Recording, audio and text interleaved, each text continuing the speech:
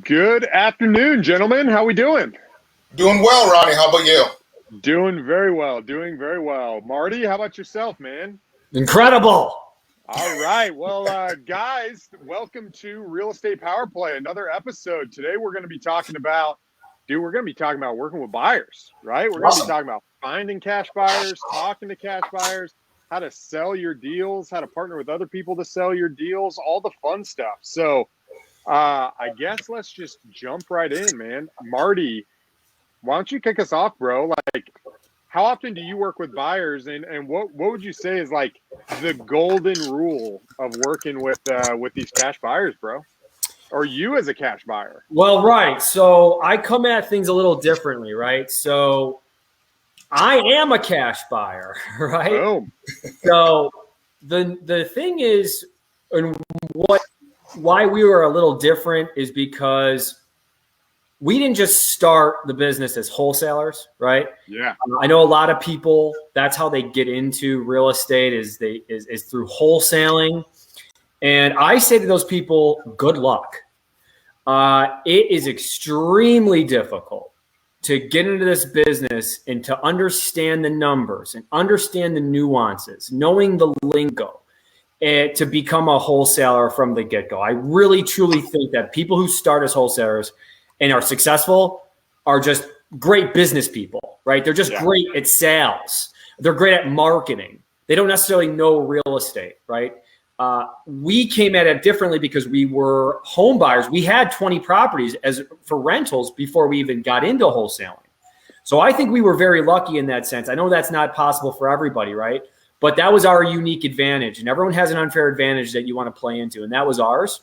So yeah, talking to cash buyers, you got to know the lingo. You got to know your numbers. And just know one thing, guys. At the end of the day, buyers are liars. So, and just like sellers are liars, so are buyers. So we can get into all of this. But I truly believe that you got to know your lingo and you got to know the numbers and you got to know real estate to talk to cash buyers.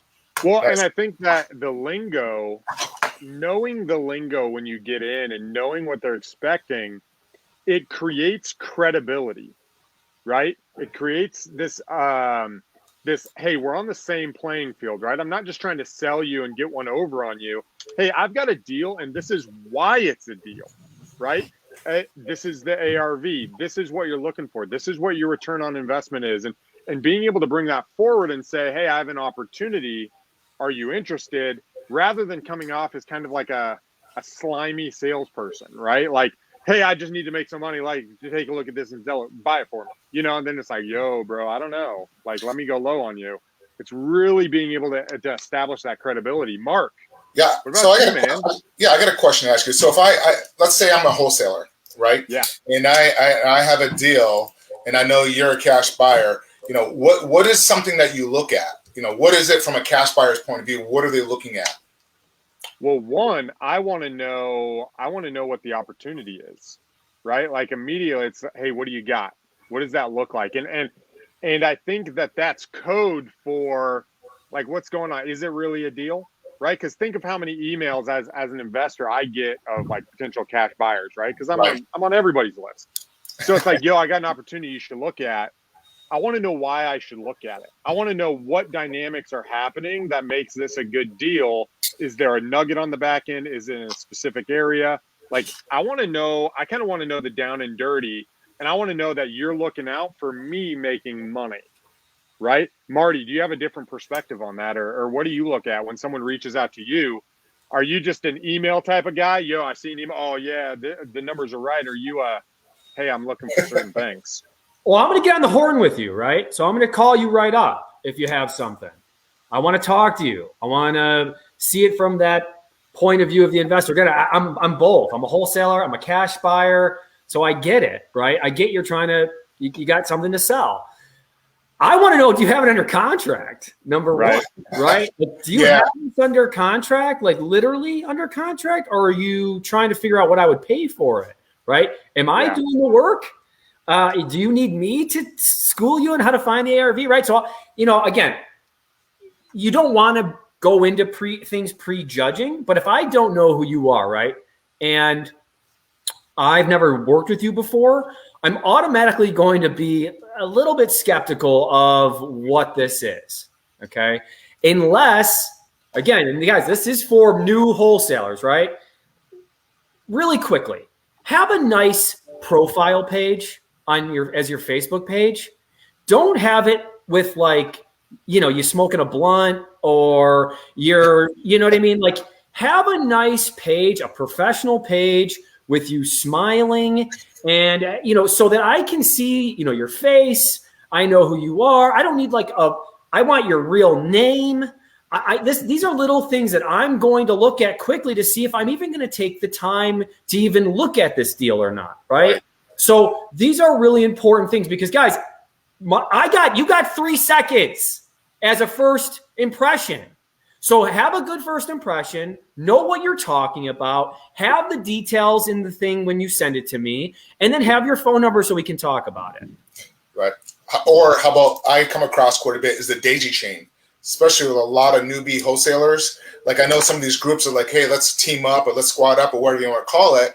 And come to find out, the person that you're dealing with doesn't even have they're not even dealing with the seller. It's like in between I've come across that quite a bit. I'm sure each of you guys come across that. Yeah. So, they always say the word partner, and that's usually telling you the word like, hey, they don't have it, which is fine, but just be upfront about it. Just don't we can work with those type of, deals that come in the door, but just make sure that you're just upfront. That's the one thing I can't stand is dealing with an investor that comes in and then you find out after spending hours on the deal that they say they're dealing directly with the seller and it's just a mess. I'm sure each of you guys come across that before. Yeah, absolutely. Well, and what's happening is you don't really have the information, right? You don't know what's actually happening with the deal. And I want to key in on something here because you mentioned, Marty, you said, if I've never worked with you, I'm skeptical. And then what you said, you went down the direction of, I want to see who you are as a person, like before even the numbers, right? Like you're not necessarily like, you want to know if it's under contract, one, if there's a real opportunity, but next, it's not so much, hey, what are all the numbers? Is this guy real? Like, is this guy legit? Right. And you mentioned 3 seconds. I think it's the Wolf of Wall Street guy. He said, you got 4 seconds to establish 3 things. And he said, number 1, that you're sharp. You know the lingo. You're sharp. You get it. Number 2 is you're enthusiastic, right? Not this, I'm flamboyant, but this, I've got something and you need to know it. And I'm the person you want to connect with. And I think number 3 is that you really know what you're talking about here. You're an expert, maybe not at wholesaling, maybe not at the field, but I would say I'm an expert on this property. Right. I'm bringing it to you, and I know exactly what's going on with this deal right now. And I'm reaching out to people because I don't know anybody, or I might know a few, but I don't know you. But I'm trying to sell this deal, and I know this right now. Would you agree? Would you agree with that? Would you disagree? What do you think? Absolutely. That's your business, right? That property is your business. And if you are a business person, because if you're a wholesaler, you're a business person. You need to look at yourself as an entrepreneur, as a business person. This isn't like a one and done quick 10, 15, 20,000, guys. If you look at it that way, you won't last long and you're not going to do the right things. And you're going to take shortcuts. And when you take shortcuts, it's noticeable. The sellers will notice. They're going to want to cancel the deal if you've even had the deal, right? So there's all these things you need to be doing. But yeah, number 1, you should know everything about that house. Now you can come to me and be humble, right? And say, hi, I humbly don't necessarily know all the ins and outs of this. I can tell you this though, Marty, A, B, C, D, E, F, G of this property, right? Can you tell me, like, guys, I'll tell you right now, if you come and do something humbly, right, with a humble or a humor, and you are honest when you talk to a buyer, they will work with you. They'll want you to do well. Even if it's not them buying, they'll say, you know what, that's not for me. Do this, this, and this, and then talk to Mark Monroe because he's got a different strategy that I think would work well, right? But you got to, again, approach it differently and approach it in a professional way. I have a question. Let's if I'm a new investor, a newbie, or a new wholesaler, like what's a buyer going to look for? Like, what are some of the things? Like, maybe I don't know everything about the deal, but what should I know about the deal? How about Ron? Do you want to answer that? Yeah. So the things that I want to know about the deal is a lot of people focus on ARV, rehab, and the potential profit, right? The gross profit in a deal is as a newbie, that's typically what we look for. But a lot of times, I as a cash buyer myself, I'm going to have my own perspective on that. And so what happens is if you come to me and you're like, yo, the ARV is this, it needs $22,000 of work, and there is $42,000 worth of profit, you need to buy this. The problem is it creates an opportunity for argument, right? Because you're seeing this and then you miss each other, right? Because I'm like, dude, I got freaking $14,000 in fees because I'm going to do this. My crew does blank. I don't even care what you have to say because you're just doing a square foot. And the ARV, I'm pulling these other numbers, right? So those are not necessarily the most important, although you need to have a good grasp on what you're looking at. And what I would say, know what other things in the area are selling for and be able to specifically identify what those properties are and how yours is the same and or different and why you see the opportunity there. So one, I would say being able to isolate nearby properties that are similar. Number two is I want to know what's similar about your house and then what's different about your house, either better or worse than the local property, and why you think that. So I'll give you an example. Let's say you have in your area a 2-story house that's one of the Tudor styles, but you can't find a Tudor style house on the market anywhere around there. There's a whole bunch of properties around. They're all selling for, let's say, $140,000, but yours is this nice Tudor brick style house, right? Well, when you come to me, it's going to be like, hey, look, I'm noticing that a number of the properties in the area are selling for $130,000. I see this one. I see one on this street and one on this street. Here's the thing. I have a double lot on my property. The lot adjacent to it, the owner owns as well. So you've got a bigger area, and I've got a Tudor style brick. So yes, the houses are selling for $150,000, but I really think you could probably push this to $185,000 if it looks good. One, with the double lot, and two, these are more desirable houses in the area. And so I think the numbers could be pushed up. Now, what that means is you're probably going to have to focus a little bit more on a tailored side. See how I'm creating a narrative and a story based on what I know. That's what I'm looking for, because we're looking for, a lot of people are trying to disprove, right? Like, I'm skeptical. I'm disproving you. But if you can say, hey, I've thought about this. Here's what's the same. Here's what's different. And then I give you an out. I always do this. Hey, but if it's not for you, that's okay. I've got some other people I'm going to call, right? Like, hey, just let me know. Like, I'm not trying to sell you. I'm not like, I want to sell this property, but if it's not for you, that's cool. And then what I'm doing is then I'm going to say, is there anything in this scenario that you're interested in? I'm going to put it on them and say, hey, what do you look for in this scenario? Is it even something you're working with? Are you looking for rentals? Do you want to flip it?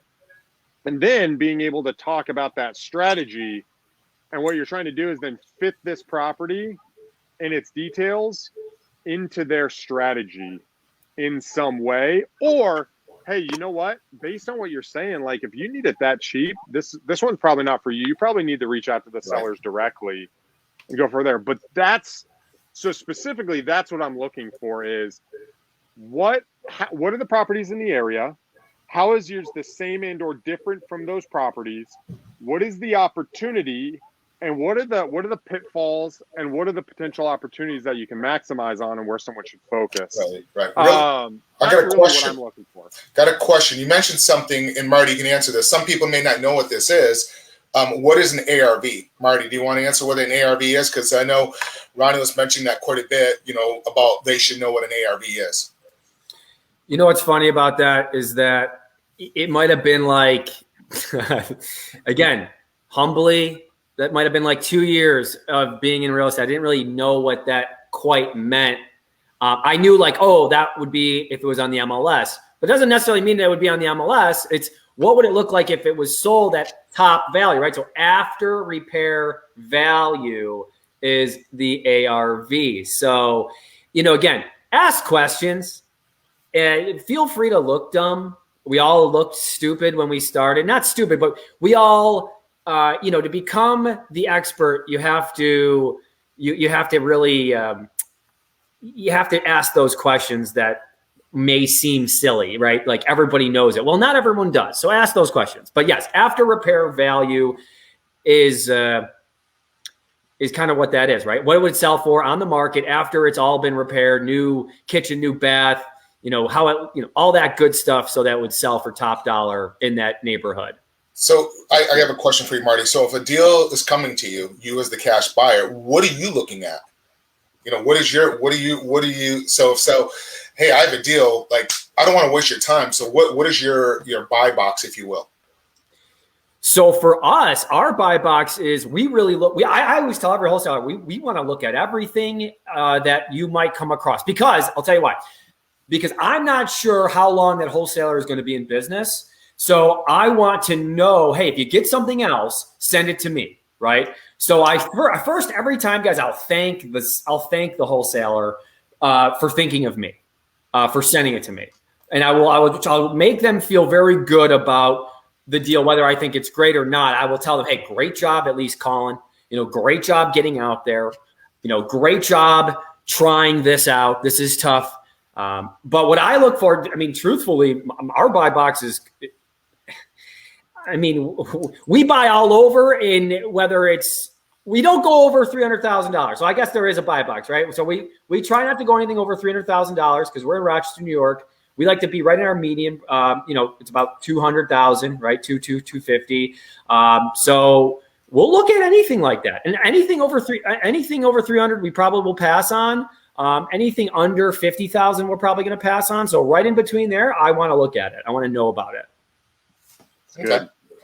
How about go ahead, Ronnie? Oh, no, I was going to say, let's transition a little bit. I want to know, like, what I want to know, not only personally as I'm getting better from you guys, but also for people who are out there, like, one, how are you finding new people? And then once you find them, like, we talked about people being skeptical. How do you approach them, right? We talked about with humble, but like, what is that? Do you send them a message? Right? Like, but I guess let's start. How do you find cash buyers? Let's say I'm a new guy and I'm going to reach out and I don't know anybody. Like, what's my first step? What does that look like? Either one of you want to take that? Marty, I'll let you. Well, we find that for us, I don't want to buy a big buyers list personally. I only work in Rochester. Okay. I'm going to be a little different than Ronnie or Mark, who are buying all over the country. Okay. Yep. I'm in Rochester. That's my market. So I'm taking the time to network. I took the time 5 years ago to go to those meetings that were boring, older real estate meetings that were just people that, a lot of them are tire kickers that had never bought a deal before. That's the typical people that show up to these sort of FRIA or RIA meetings, right? A lot of them, but there'll be a top dog that's there, right? So you go to those things so that you find those one or two people that are real buyers, and then you will also at the same time, you go and look at who is active posting properties, right? Talk to other wholesalers. Why not? If you were to ask me who my best buyer is, I'll probably tell you, right, on a given day. Maybe not every day, but I'll tell you some days, right? So if you want to take me out to lunch and you want to ask me who some of the best buyers are, reputable buyers, I'll tell you, right? I'll tell you. Take the time. Make connections with people. Take the time to go out, take someone for coffee, ask them about their life, and then also ask them, well, who are some of the buyers that you've worked with that have been really good for you?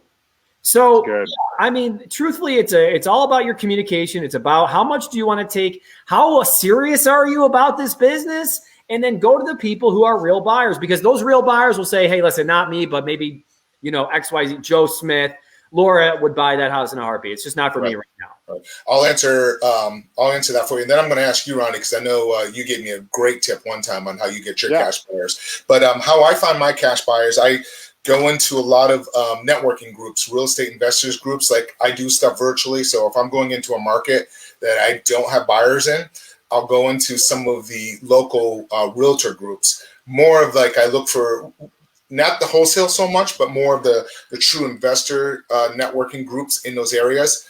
Bigger Pockets is another great place to kind of look for meetup groups there. I go in there, look for buyers as well. So I just kind of get it out there and start spreading it. And even sometimes realtors, a lot of times the realtors, especially some of the experienced ones that work with investors, I love them because they may have, 10 cash buyers. Yes, you got to make sure your numbers work to take care of that realtor. But that's kind of one of the ways I go about it. And I do use one of the ways that Ronnie gave a tip. And Ronnie, I'm going to let you go ahead and answer some of those questions on that. Yeah. I'd like to definitely jump into that. And what I'll do is if I can share my screen, I'll even share my screen with the tips so people can jump in. But I think too, just thinking about it in terms of, like you said, Marty, are you serious? Is this a relationship game? And when you're going national, when you're buying national, it's a little bit different, right?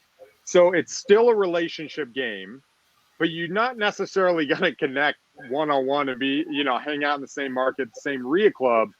What you want is consistent interaction. That's a less amount of time. So like you said, hey, if you take me out to lunch and do this, well, I'm spending 2 hours with you. Well, I'm not in your area, right? So what you want to do, and what I've found, at least when people talk to me, is, dude, I don't have time to have a 2-hour conversation with you on the phone.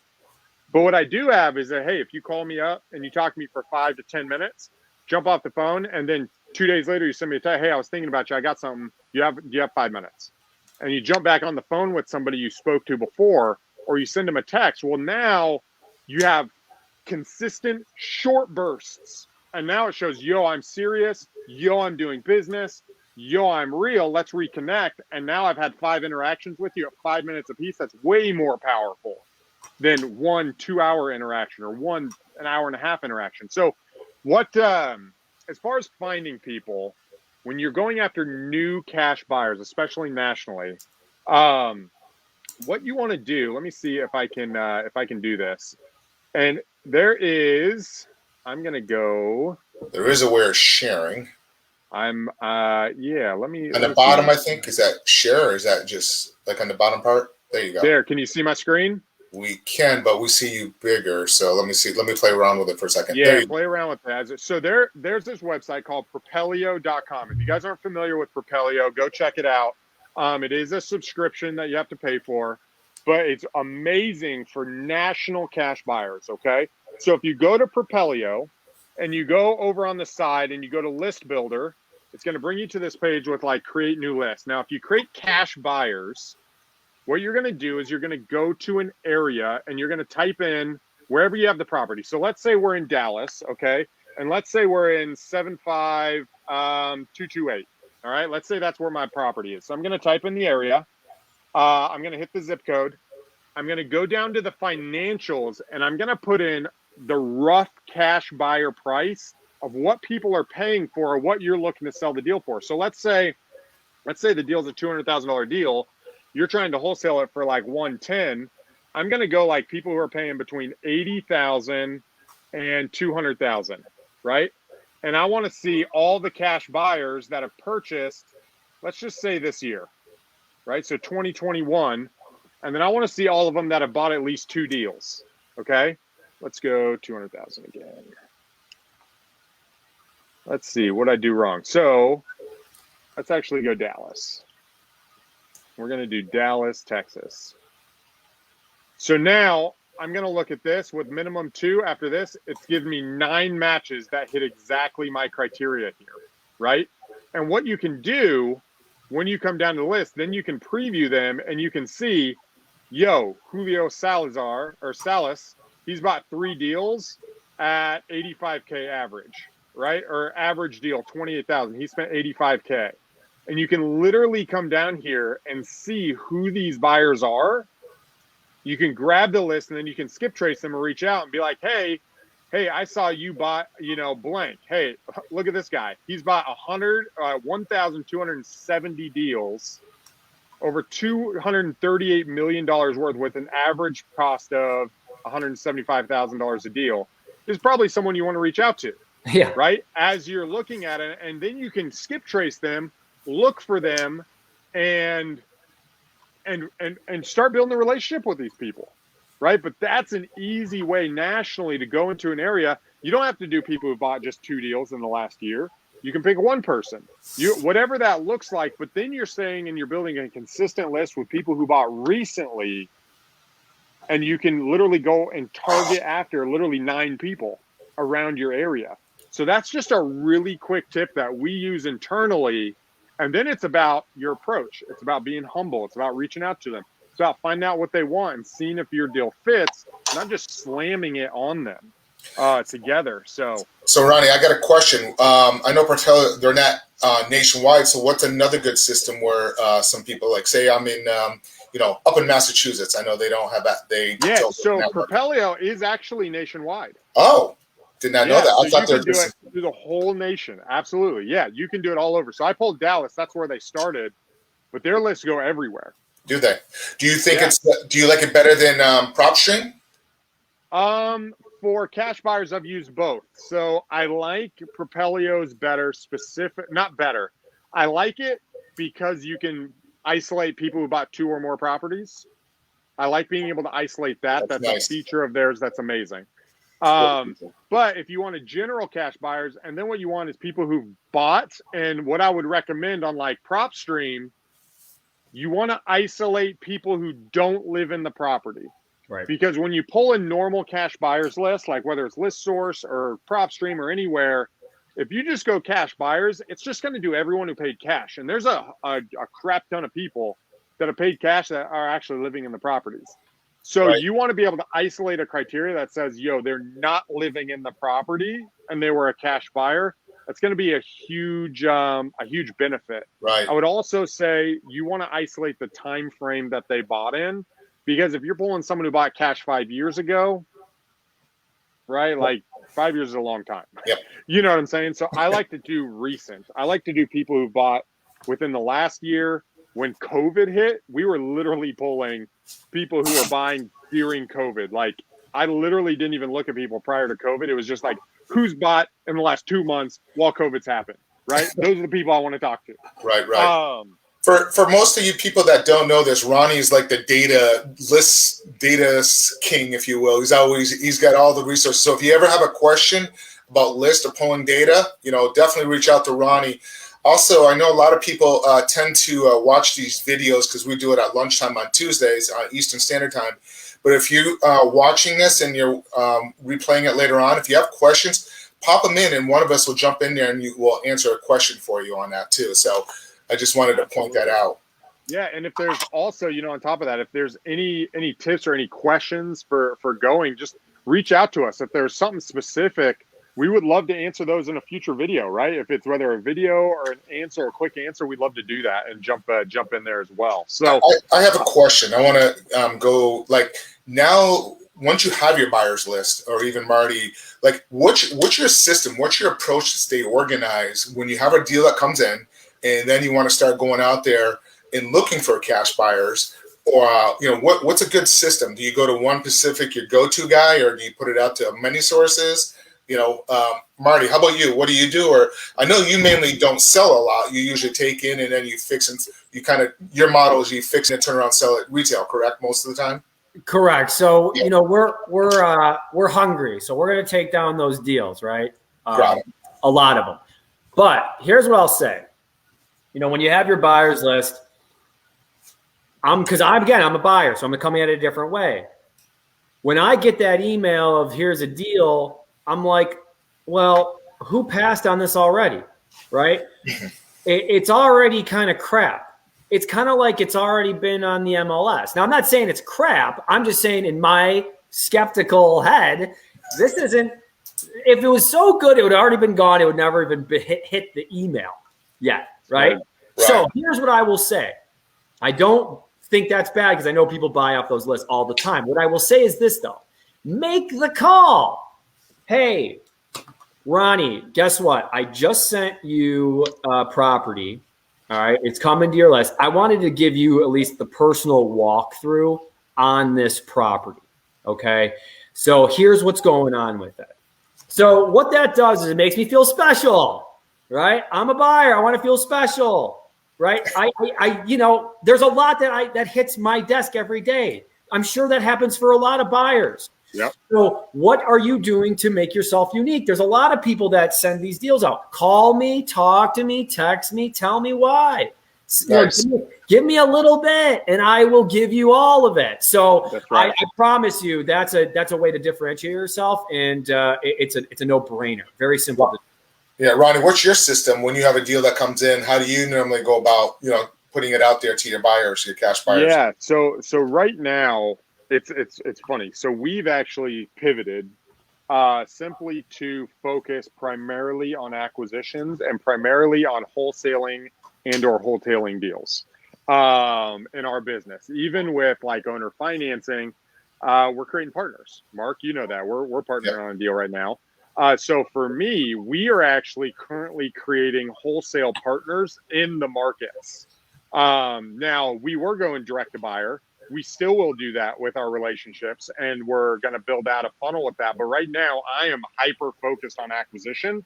And so that's where all of our time and energy is going. And we're making Dispo easy by focusing on people who have local relationships. So where it goes right now for us, this is what our system looks like. We get a deal. From there, I have a couple primary relationships that I've built. We reach out to that individual. I share it in my system to them. And I say, yo, I'd like you to take a look at this deal and we can talk about it. He takes a look at it. He reviews it. We jump on the phone. We argue about what price we think it could sell for, right? Let's just be real, okay? From there, we'll push it out, or they will pass on it. Hey, you know what? This isn't for me. No problem. I'll reach out to my other partners. If we blow through the people we already have relationships with and we have nobody, we will send a direct message to buyers in the local area and start working it. But what we'll also do is we'll go into wherever that local area's groups are, and we'll say something along the lines of, hey, we have a property in this zip code that we're trying to sell. We're willing to partner on it. Is there anybody who's willing to help me out?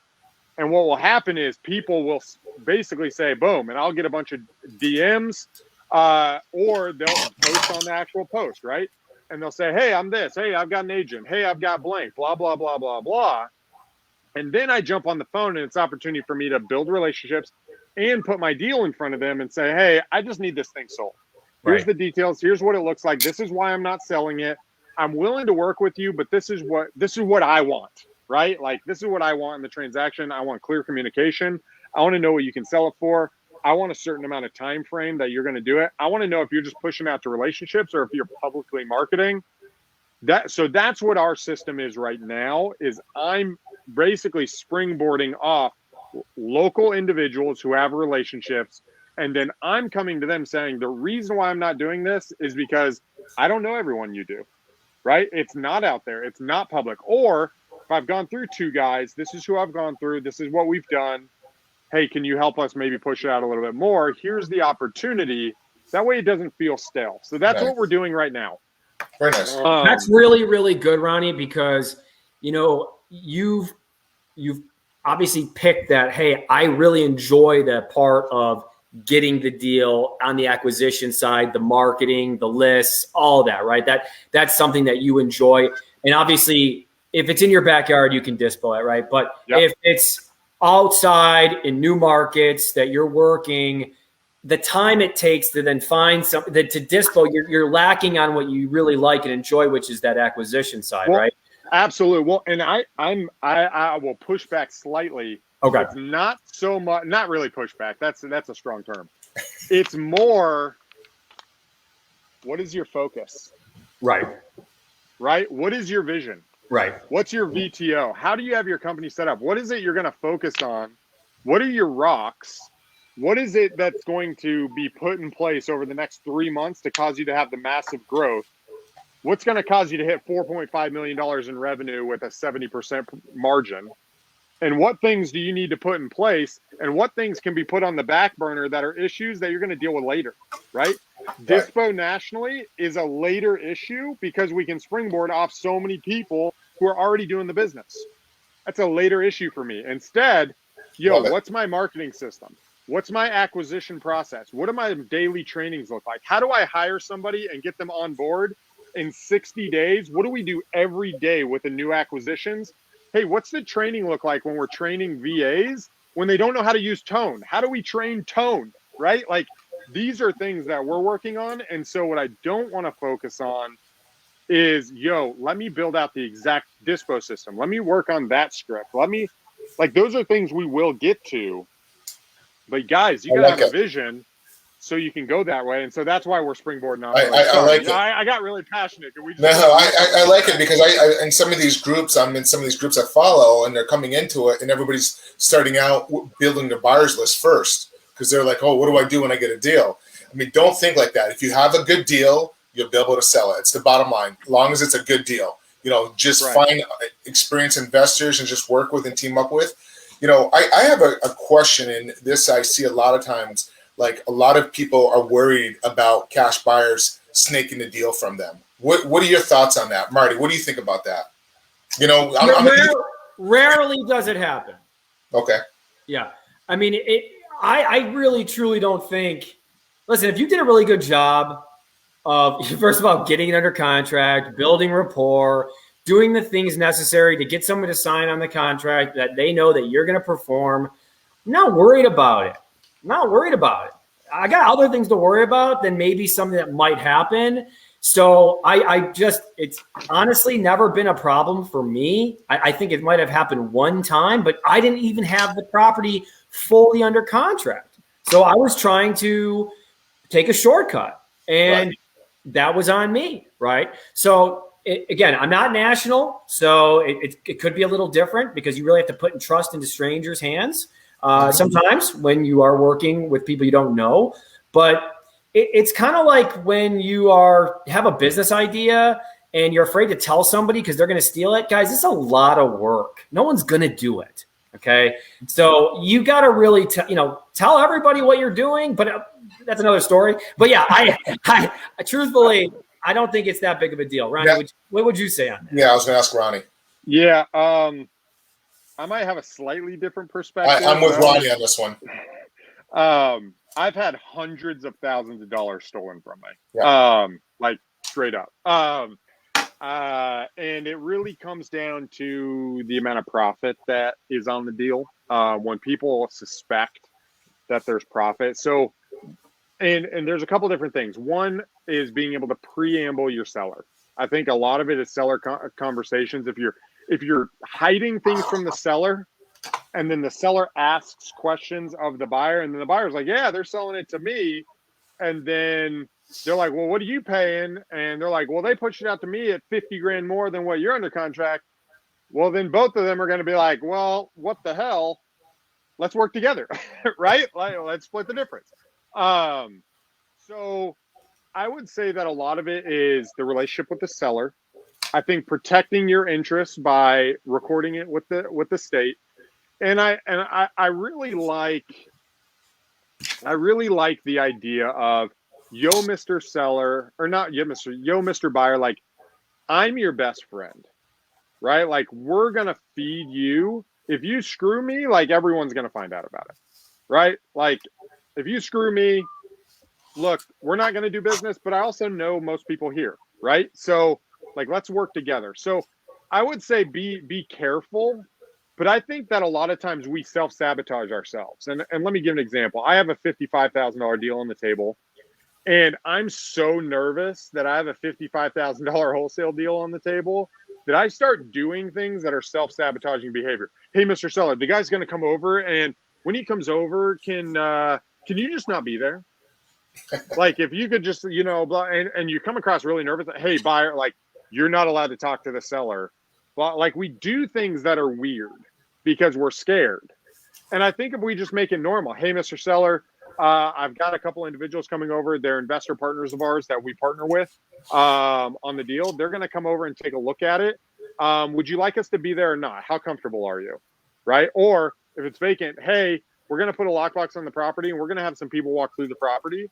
Are you okay with that? Or would you like us to let us know every time someone comes by? Oh, we'd really like to know. So it's not, just be super cool and think about it beforehand and be a little bit tactful. Right. And then you don't have to worry about it as much.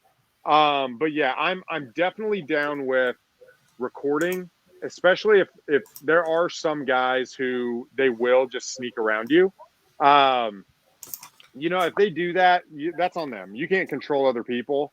But what you can do is, hey, this is my business model, right? This is what we do, Mr. Seller. This is how I help you. I don't know what that guy's going to do. If someone comes about, this is where we're at. And then if they try to go a different direction, you have a memorandum recorded in case things go sideways. So it's not really the funnest topic, but I have lost money. And I think also that it's one, letting everyone know, communicating up front, not being paranoid. Don't be skeptical. Don't be crazy. Don't self-sabotage. And just tell people what to expect. And a lot of times I guess that just comes with the territory, right? So when you are a local wholesaler, rarely you'll know your buyers. You'll know who's good. You'll know who's a quality person that's buying. We ran into something just recently where there was a wholesaler. We didn't know that the wholesaler had one of the parts. So it was a divorce. This guy needed both the people. He got one. I was in talks with the other seller. I was in talks with the wife. He was in talks with the husband. So he was under the impression that he had everybody he needed because the seller said, hey, I'm the decision maker and all that. So I was like, again, I didn't know what was going on. I was just talking to the seller. I meet with the other seller. I was talking to the wife. I meet with the husband. They go, yeah, we want to work with you, Marty. Great. I don't know about this other wholesaler yet. So then I get inbox saying, hey, just so you know, we have this under contract and we're going to be moving forward with it. And I said, I don't think so. I go, we're going to run this ground ball out because you don't have it. Right. Right. You need both parties. Right. So guys, it's competitive. We're in a competitive field here. And I'm not going to then just give this up, right? I'm going to fight for my lead. I'm going to say the best man wins. It's nothing personal, but let the best man win, right? So there was some turmoil there. There was some heat, and I have a better deal, and I'm actually going to be buying it, right? So right. I'm different. I'm a buyer, and I flip. So I have I believe I have a better strategy because I'm the one taking the deal down. Yeah, well, and here's the thing. There's a difference between what you just communicated and competition and snaking a deal. Yeah. Right? Snaking a deal is like, let's say the wholesaler reached out to you and said, yo, bro, I got this deal under contract, blah, blah, blah. Right. And then you're like, all right, cool. Skip trace. Yo, bro, blah, blah, blah. Right? That's snaking the deal. You work in the same deal as someone else who pushed something out. Dude, that's free game. Right? Yeah. Like completely free game. Right. I do that with like real estate agents. This is why I'm not a real estate agent. Is like if I find a property and it's not through a real estate agent and someone else is there and we're talking and the guy's like, yo, this is what I'm trying to do, blah, blah, blah. And I'm like, look, I can't do anything while it's listed. This is X, Y, and Z. But if things go south, give me a buzz. We can work something out. Like, that's not snaking the deal. Snaking the deal is like when you find things through the real estate agent, they looked at, like, gave it to you, and then you call the seller afterwards, and you're like, yo, let's work together. Let's cut this person out. And you're not going to last long in the business doing that. So you're going to be found out. And, yeah, I mean, I feel like that's a bigger problem. The bigger you got, the farther you go out, the bigger you get.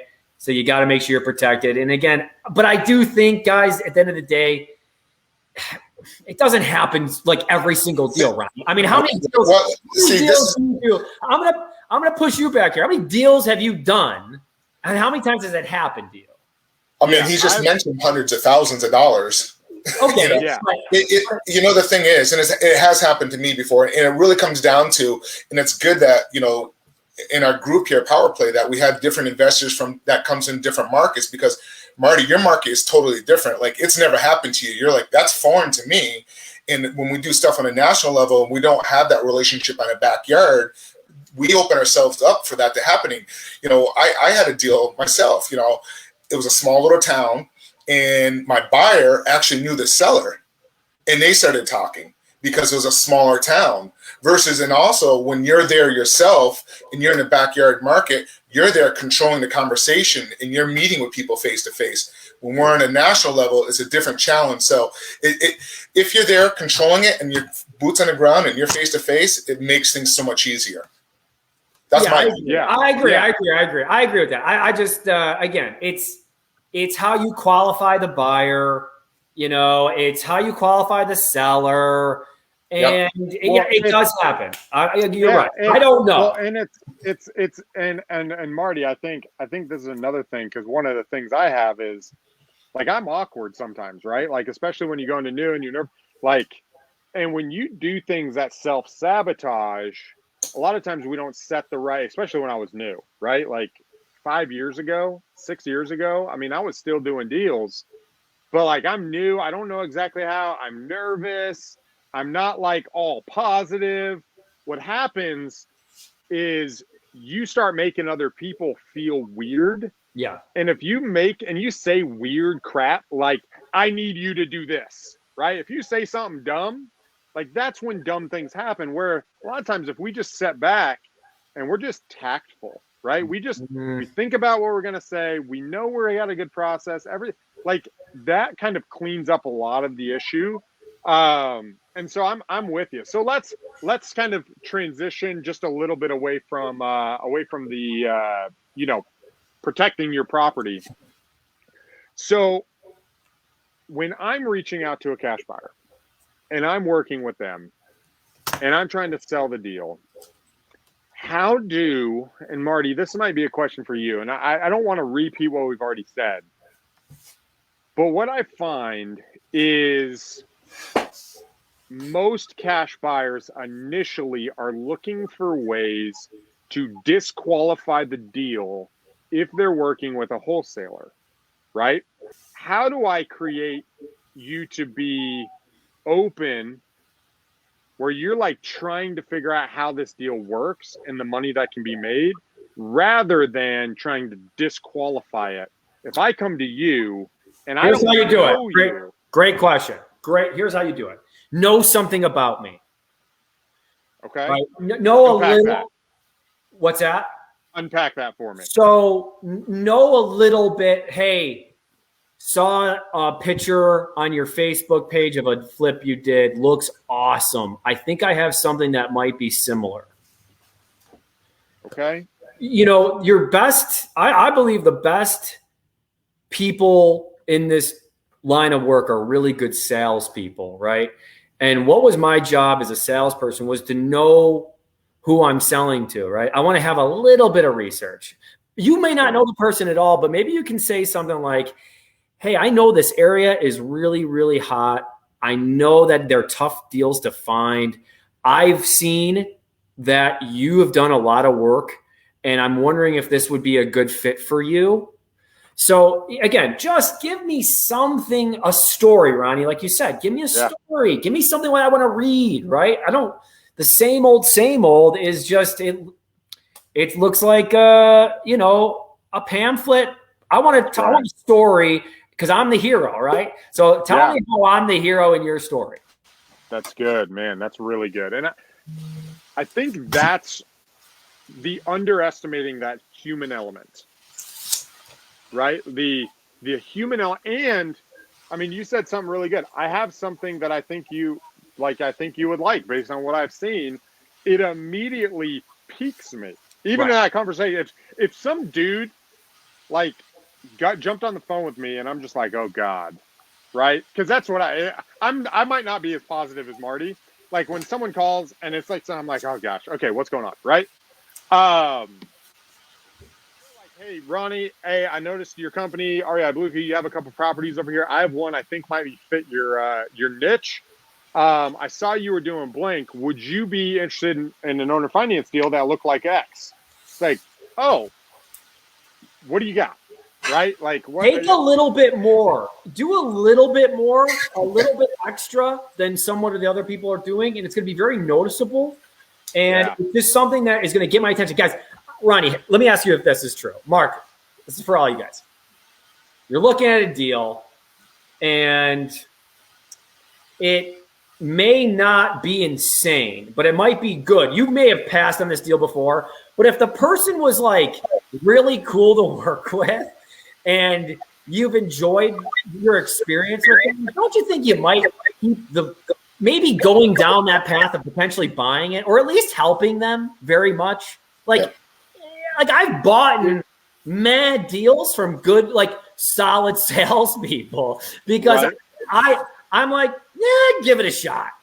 Yep. You know what I mean? You don't know who you're talking to. Like, give it your all on every single one, because you may have talked to 5 people about the same thing. You've given them the same script, but I haven't heard it yet. I don't know about this deal yet. So give me something special. Tell me about it and why it would be great for me, because I can tell you for a fact, we've bought not the greatest deals. We still make money, but if you didn't talk to me about it and gas me up or gas up the deal, I probably would have passed on stuff like that. So yeah, is that true? What's funny? That's absolutely true. Well, and I'll give you an example, and I've done this a number of times where I was the buyer and people have been the buyers for me, where it's like, look, I don't really like if you can't find somebody, give me a call back, right? Where they're like, if you can't, look, just let me know, push it out.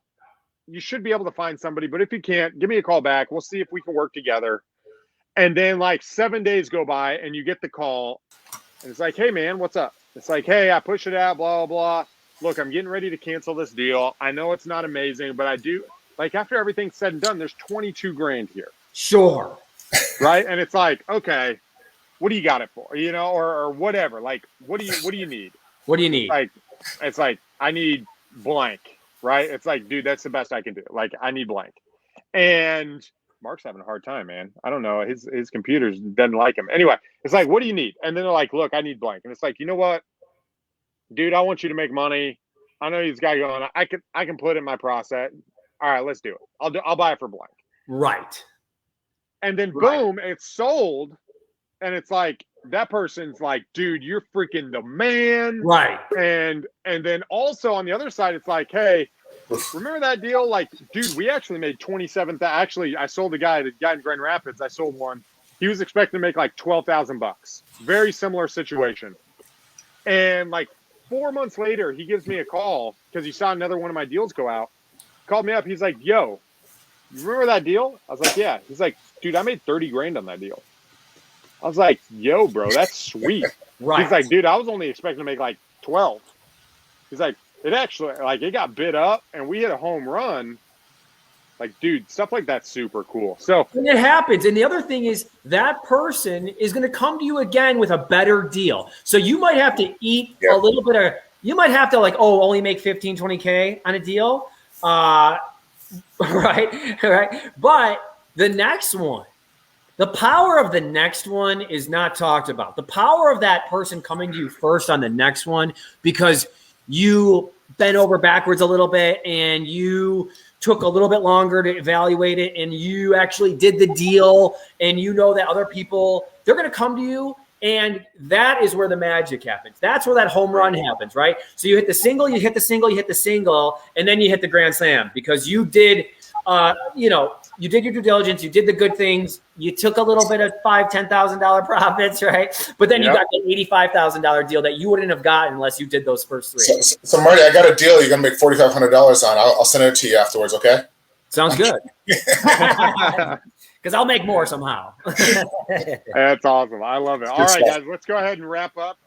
Final thoughts. Final thought to leave people from today. What are some key takeaways you think from the conversation that if they took one thing, what would it be? Be a human being. Be a human being to another human being, right? We all are facing different things, different days. So, come across as professional, be funny. And again, if you're new, just tell people you're new and that you're not really sure on what you're doing, and see if there's something that they can help you with. But be humble and come in and talk to somebody who knows what they're doing. Yeah, I agree. Is just be honest, be upfront, be straightforward. It just makes business so much easier just being, because it's all going to come out at some point. So even it may be an uncomfortable conversation, just be upfront. Hey, the ARV is at this, a little bit lower. But I agree with Marty. Good stuff. How about you, Ronnie? Yeah, I would say just remember into being the human being part, like if you've never worked with someone, they're initially skeptical, right?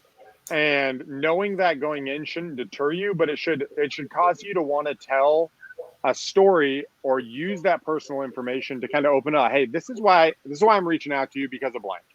I saw blank, and this is why I'm touching base. And if you can bring that, knowing they're skeptical, bring the human element, show them that you're an expert on this thing, why it's different, and then, like you said, be humble. Hey, I'm new. I don't know a lot of people in the area, but I saw your buy-in. This property is blank, and I think it would fit you. Are you willing to talk about it, or do you know someone who would help me? And I think if we can take that approach and be really strategic about just being human, and not trying to just do it quickly. I think just that little oomph in today's market, people want that, right? People want that. People are skeptical. People don't want to do the work. People don't want to put time into it, but they do want opportunities. And if you can show them that an opportunity is there, man, I think people want to work with us. Well, that's that little bit, right? So that little bit is how you be a difference maker, right? So if you want to be a difference maker, then you got to make a difference. Okay. Yeah. So there we go. Those little bits, guys. Those little add-ons are going to be huge. All right, gentlemen. All right, guys. Let's do next Tuesday, 12 o'clock. If you guys have any questions or whatever, put it in the comments. Otherwise, we'll see you in 7 days. Peace.